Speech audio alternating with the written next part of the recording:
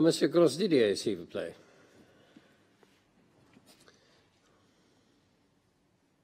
Monsieur Grosdidier.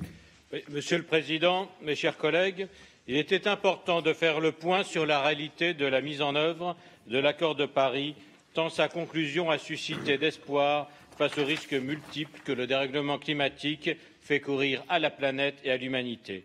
Et l'excellent rapport de John Prescott et la proposition de résolution tombent à point nommé. On connaît l'objectif accepté en 2015, rester en dessous de 2% de réchauffement du climat par rapport au niveau préindustriel et, si possible, 1,5. Les pays ont donc présenté de vastes plans d'action nationaux en vue de réduire les émissions et les gouvernements sont convenus de communiquer tous les 5 ans leur contribution à ces objectifs.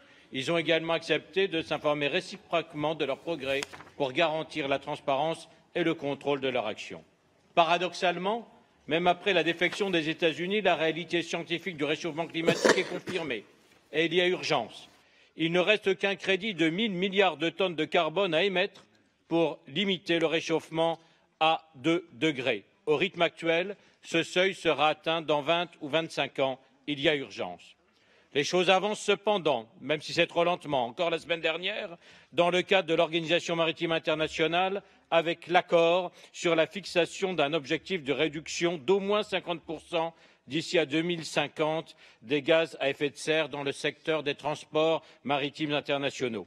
Les répercussions du retrait américain pour la tenue des objectifs seront surtout financières et l'Europe ne pourra pas compenser cette perte. Il faut relancer la réflexion sur les taxes internationales ou de marché carbone pour trouver des solutions. Mais l'accord de Paris, ce ne sont pas que les États. Les entreprises ont un rôle à jouer, un rôle important pour des acteurs non étatiques dont l'action climatique est aussi un atout, société civile, secteur privé, gouvernements locaux et régionaux. Ainsi, pour compenser le retrait fédéral américain, on pourra compter sur le réseau des grandes villes et des États. Qu'ils soient démocrates ou républicains, des maires et des gouverneurs marquent leur volonté de respecter les engagements pris par les États-Unis.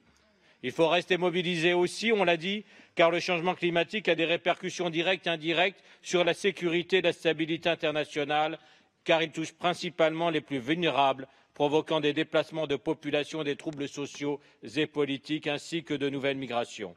Enfin, et pour finir, pour forcer l'économie de marché à intégrer cet impératif, nous devons développer les interactions entre les politiques climatiques et les politiques commerciales. C'est en les liant et en les liant seulement que nous réussirons l'indispensable transition vers une économie sûre et durable à faible émission. Je vous remercie.